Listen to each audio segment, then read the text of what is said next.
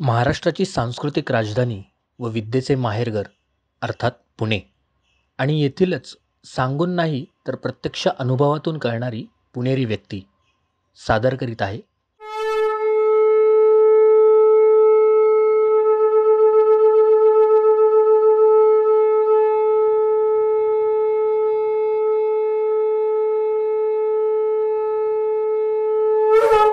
नवदुर्गा.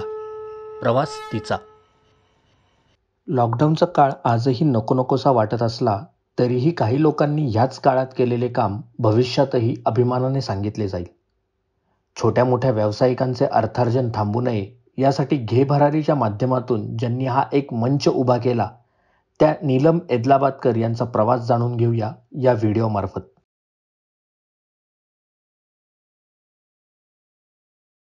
नमस्कार, स्वागत आहे आपल्या पुणेरी व्यक्ती या मराठी यूट्यूब चॅनलमध्ये.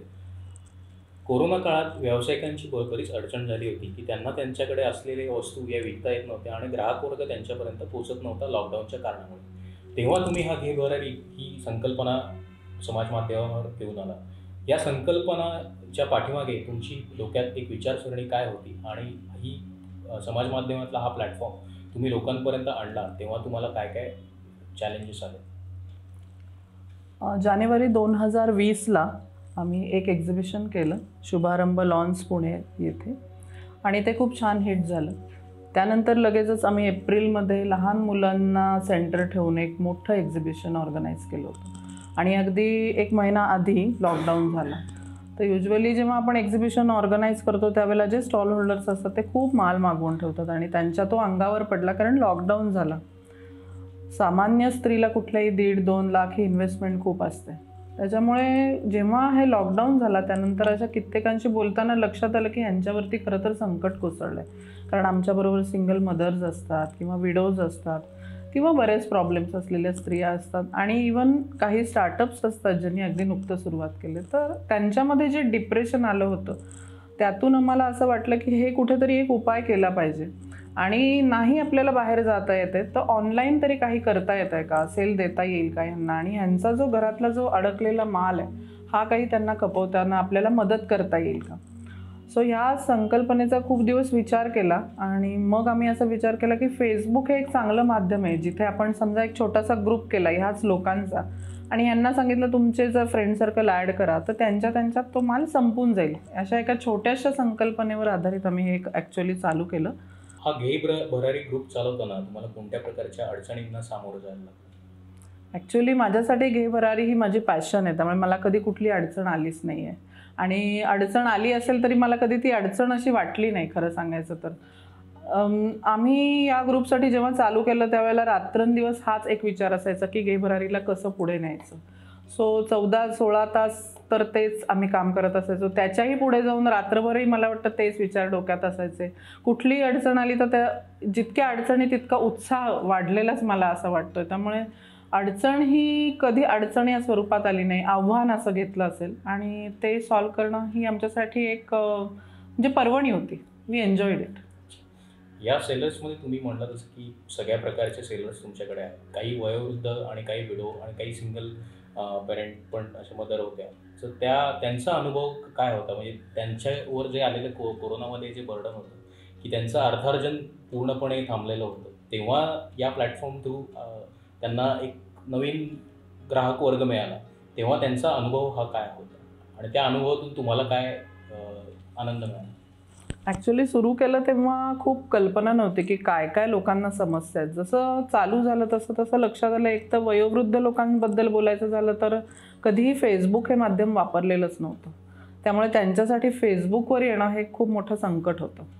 मग त्या काळात आमच्यापैकीच काही लोकांनी फेसबुक शिकवण्याचे क्लासेस चालू केले होते ऑनलाईन आणि ते पोस्टिंग कसं करायचं हे शिकवायचे. त्यामुळे कित्येक त्या वयातली लोकं पण तेव्हा शिकली आणि तोही एक बिझनेस झाला लोकांचा की हे शिकवणं हा पण एक बिझनेसच आहे. तर नॉमिनल फी घेऊन लोकांनी तेही बिझनेस केले.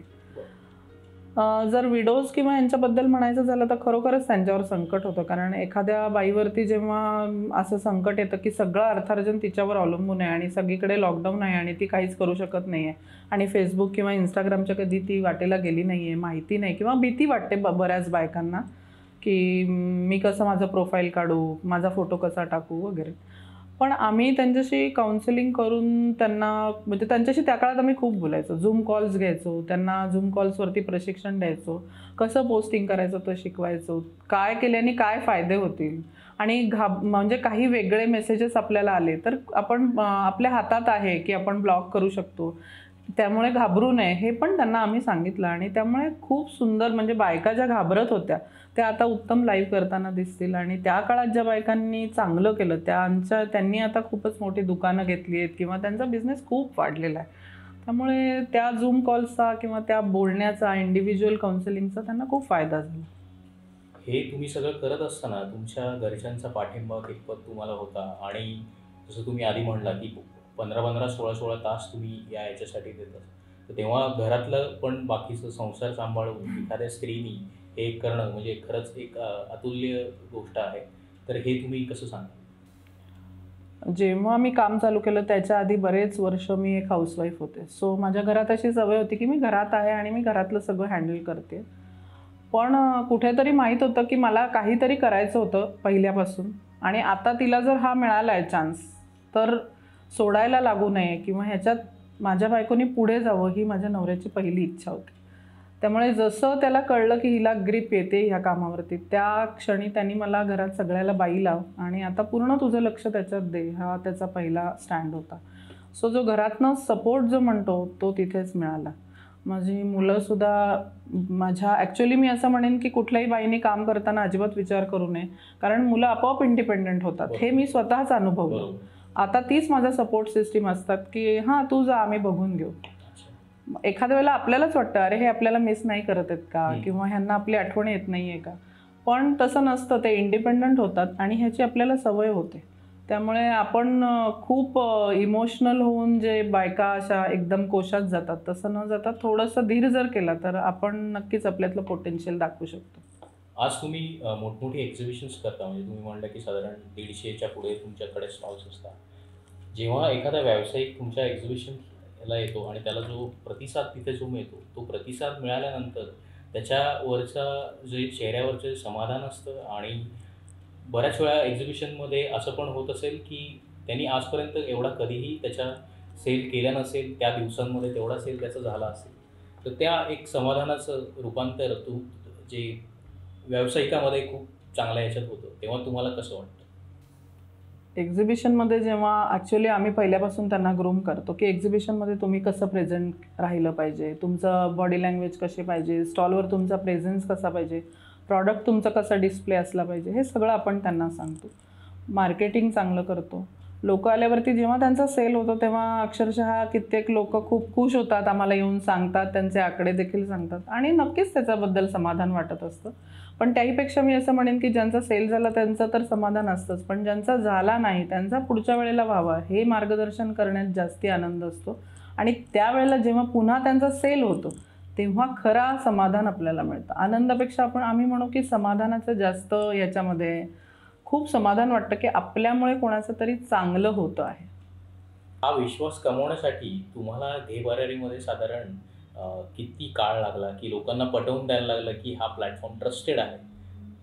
ॲक्च्युली जेव्हा आम्ही स्टार्ट केलं तेव्हा तो इतका बिकट काळ होता, तर प्रत्येकाला कशा ना कशाची तरी गरज होती, काहीतरी फ्रॉड्स पण होत होते की बरेच लोक म्हणायचे तुम्ही पैसे आम्हाला ट्रान्सफर करा, आम्ही नंतर माल तुम्हाला पाठवतो. पण हे जे कालखंडात हे या गोष्टी होत होत्या तेव्हा तुमचा अनुभव कसा होता? ॲक्च्युली फ्रॉड्सबद्दल बोलायचं झालं तर मी असं म्हणेन कुठलाही व्यावसायिक जेव्हा येतो बिझनेसमध्ये तर 99% व्यावसायिक कधी फसवायला तुम्हाला येतच नाही.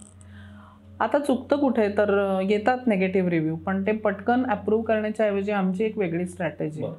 आम्ही काय करतो की काहीतरी ग्राहकाला वाटतं मला फसवलं गेलं आहे म्हणून तो एवढा मोठा रागारागाने लिहितो, तर त्याच्यामध्ये पहिल्यांदा सेलरचा नंबर घेणं महत्त्वाचं आहे. सेलरचा काय प्रॉब्लेम झाला आहे हे विचारावं लागतं. तर अशा काही घटना सेलरच्याही आयुष्यात घडत असतात की ज्याच्यामुळे त्याचा कुरिअर डिले झाला आहे किंवा पाठवलं आहे पण कुरिअरच्या माणसाचं काहीतरी झालं आहे, किंवा 2 बायकांच्या कम्युनिकेशनमध्ये काहीतरी इश्यूज झालेले आहेत. पण जर आपण इंटरव्हेन्शन केलं तर ते सॉल्व्ह होतात. आणि जवळपास 90% प्रॉब्लेम हे कम्युनिकेशन गॅपमुळे असतात. त्यामुळे ऑनलाईन फ्रॉड्स हे खरं तर खूप छोटंसं म्हणजे हे आहे, तुम्ही जर बोललात समोरच्याशी प्रॉपरली किंवा कम्युनिकेट केलं तर हे इलिमिनेट होऊ शकतं. आणि आम्ही हे आमच्या ग्रुपमध्ये करतो रेग्युलर बेसिसवर. आम्ही सेलर आणि कस्टमरशी बोलतो, that too free of cost.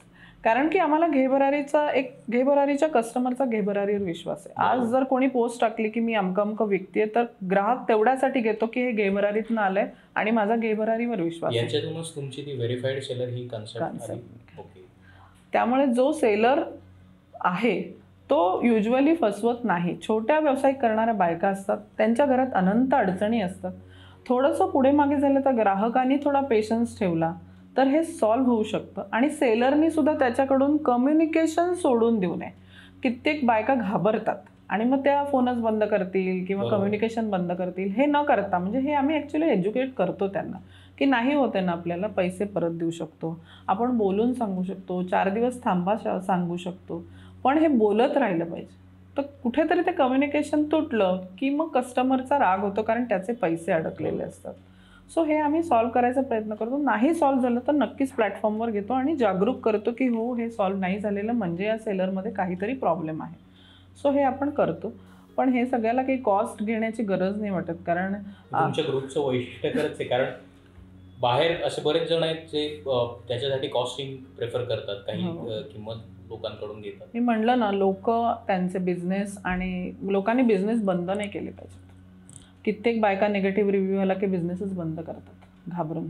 त्यांच्या घरात नाही असं म्हणतात, हे काय आहे तुझं सगळं असं आलंय, सोशल मीडियावर तुझं नाव आलंय. नवरा किंवा घरातले सगळे म्हणतात हे बंद कर, काही कमी नाही आपल्याला. तर कुठून तरी तो सपोर्ट एक आला पाहिजे. म्हणजे मला वाटतं प्रत्येक गोष्टी पैशाशीच निगडीत नसतात. कधीतरी एकमेकांना सपोर्ट केला तर तोच आपल्याला परत मिळतो तितक्याच आवेगाने. आणि तुम्हाला जेव्हा एखादी महिला सेलर नव्याने उभे राहते, कारण तुम्ही जसं आधी मेन्शन केलं की जिने आधी तुमच्या याच्यात पण तुम्ही आधी कधीच हे केलेलं नव्हतं आणि अचानक तुम्हाला कोविडच्या काळात कन्सेप्ट सुचली, तशाच काही तुम्हाला महिला पण दिसतील की ज्यांनी आयुष्यात कधीही काही हे केलेलं नव्हतं, पण या प्लॅटफॉर्म थ्रू त्यांना ते करायला मिळालं. म्हणजे एखादं ते प्रोडक्ट सेल करत असतील. सो आज त्यांच्याकडे बघताना पूर्वीची ती आणि आत्ताची ती याच्यात तुम्हाला काय फरक जाणवतो? म्हणजे आत्मविश्वास आणि एक तुम्ही जे म्हणता की तुम्ही जे सेशन्स घेता त्याच्यानंतर ते प्रोडक्ट विकण्याची कला, प्रेझेंटेशन स्किल्स, याच्यात तुम्हाला किती असा फरक जाणवतो? अरे खूप. ॲक्च्युली काय असतं, सुरुवातीला बायका घाबरलेल्या असतात. त्यांना असं वाटतं की मी कसं बोलू, मी कसं सांगू, किंवा मला काहीच येत नाही आहे, ऑनलाईन तर मला काही समजत नाही आहे. पण एकदा शिकली आणि तिची त्याच्यावर ग्रीप आली की प्रचंड तिच्यामध्ये कॉन्फिडन्स दिसून येतो आणि तोच तिला पुढे घेऊन जातो. म्हणजे नो लुकिंग बॅक त्यानंतर तिच्यासाठी. हे ट्रान्सफॉर्मेशन आम्ही कित्येकांमध्ये बघितलं आहे. ॲक्च्युली मी माझंच जर उदाहरण सांगितलं तर मीच एक हाऊसवाईफ होते आणि आज मी जी आहे ह्याच्यामध्ये मी स्वतःलाच जर मागे वळून बघितलं तर माझ्याच लक्षात येतं की जर मी करू शकते तर मला वाटतं कुठलीही स्त्री करू शकते. कुठलीही हाऊसवाईफ तिला स्वतःला जर इच्छा असेल तर ट्रान्सफॉर्म होऊ शकते आणि ह्याच्यामध्ये काहीही वेगळं करावं लागत नाही. तुम्ही फक्त कामाची पॅशन असायला हवी तुमच्यामध्ये. हा काही 10 ते 6 असा काही कामाचा जॉब नाही आहे. त्यामुळे ह्याच्यामध्ये तुमचं जर हृदय आणि मेंदू हे जर तुम्ही पूर्ण दिलं तर त्याच्यापुढे तुम्हाला काही द्यावं लागत नाही. या ग्रुपची सुरुवात म्हणजे तुम्ही स्वतः पुणेकर आहात, तर पुण्यातल्या ग्राहकाविषयी तुमचं काय मत आहे? म्हणजे बऱ्याच वेळा असं म्हटलं जातं की पुण्यात जे नाटक चालतं ते जगाभरात कुठेही चालू शकतं आणि पुण्यातला ग्राहक वर्ग हा चोखंदळ आहे. तो एक गोष्ट घेताना तो 10 प्रकारे त्याची चौकशी, त्याची तपासणी किंवा त्याची पडताळणी करून घेतो. सो या बाबतीत तुमचं काय मत आहे? ॲक्च्युली तुम्ही जे म्हणलात ना पुणेकरांचं, आपण सोशल मीडियावर बघतो की पुणेकरांवरती खूप जोक होत असतात की पुणेकर मनुष्य काहीतरी वेगळा, अद्भुत किंवा कुचका किंवा असं काहीतरी. पण मी जेवढं बघते आता, बाहेरच्या गावांमध्ये जाते, पुणे, मुंबई, नाशिक, कुठेही, मला पुण्यासारखाच माणूस सगळीकडे दिसून येतो. पुण्यासारखेच डायलॉग, पुण्यासारख्याच पाट्या जरी लावल्या नसल्या तरी माणसाची बोलण्याची ढब तीच असते. त्यामुळे सगळ्या कुठेही जा माणसं तशीच आहेत, पुण्यासारखीच. फक्त पुणं बिचारं सॉफ्ट टार्गेट बनलेलं आहे, बाकी काहीच नाही झालेलं. सो ग्राहक हा सगळीकडे चोखंदळच आणि आहे. पुण्याची जी जुनी ओळख ही दुपारच्या काळात हे असं तुम्हाला कधी कधी जाणवलं का? म्हणजे एका सर्टन पिरियडसाठीच आम्ही फक्त बिझनेस करतो, त्याच्यानंतर आम्ही बिझनेस करत नाही, ही जी काही संकल्पना पुणेकरांच्या बाबतीत आहे ती कुठे तुम्हाला इथे आज या नवीन पुण्यात तुम्हाला जाणवली? मला नाही वाटत की मी कॉलेजमध्ये असल्यापासूनच हे एकतर दुपारची संकल्पना सुटलेली आहे. पुणेकर हा सर्वात जास्त ॲक्टिव्ह आहे असं माझं म्हणणं आहे. आणि ह्याच्यामध्ये आमच्या स्टॉल होल्डर्ससुद्धा दुपारी व्यवस्थित ॲक्टिव्हली सगळं काम करत असतात. मी असं म्हणेन काही मुंबईच्या ठिकाणीसुद्धा आम्ही गेलेलो जिथे दुपारी गर्दी कमी असते आणि संध्याकाळी आणि सकाळी गर्दी असते, तिथेही लोक दुपारी आराम जरूर करतात. त्यामुळे पुणेकर हा फक्त मी असं म्हणेन की एक सॉफ्ट टार्गेट आहे. हसून घेतात ते स्वतःविषयीची जी टीका आहे ते हसून घेणारे अत्यंत स्पोर्टिव्ह माणसं पुण्यात आहेत असं मी म्हणेन. तुमच्यातला हा निर्भीडपणा जो आला, म्हणजे कोविडच्या काळात तुम्ही म्हणला की बिईंग अ हाऊसवाईफ टू एखादा एक मोठा ग्रुप तुम्ही चालवता, हा निर्भीडपणा तुम्हाला कुठून आला आणि या निर्भीडपणाचं गमक काय? मला वाटतं की आपण लहानपणापासून तसेच असतो, फक्त आपल्याला एक्सपोजरची गरज असते. पहिल्यापासून माझी स्वतःची अशी काही मतं असायची. फार काही मी कधी स्वतःची मतं बदलू शकले नाही. प्रयत्न खूपदा केला, पण मी अशीच होते पहिल्यापासून. फक्त त्याला खतपाणी मिळालं या गेबरारीच्या काय म्हणतो आपण, जे काम मिळालं आणि जी पॅशनेट मी करू शकले. आणि जेव्हा एखादं काम आपल्याला येतं हे आपल्याला आतून कळतं, त्यावेळेला जो कॉन्फिडन्स येतो त्याने आपण अजून तसे जे ओरिजिनल आहे तेच आपण बाहेर येतो मला वाटतं. सो पहिल्यापासून मी अशीच होते, फक्त ते काय बाहेर आलं इतकंच मी म्हणू शकते ह्याच्यामधून. तुम्ही या माध्यमाच्या मार्फत आपल्या नवदुर्गांना किंवा ज्यांना बिझनेस करायचा आहे त्यांना तुम्ही काय सांगाल? ॲक्च्युली कोणालाही काही सांगण्याइतपत अजून मी मोठी झालेली नाही आहे. पण मी एवढंच म्हणेन की जर आपण आपली जी पॅशन आहे, आपल्याला जेव्हा सापडतं की हे मला आवडतं आणि हे मला करायचं आहे, त्यावेळेला त्याला कुठलंही बंधन न घालता स्वतःला पूर्ण झोकून देऊन जर कुठलीही गोष्ट केली तर नक्की आपण त्याच्यात यशस्वी होऊ शकतो.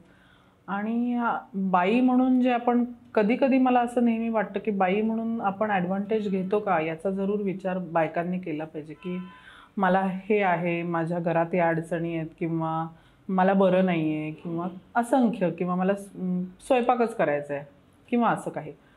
सो कुठल्याही कितीही गोष्टी करून देखील आपण हे काम करू शकतो. जे आपल्याला आवडतं ते काम करू शकतो. फक्त त्याच्यासाठी आपली जिद्द हवी.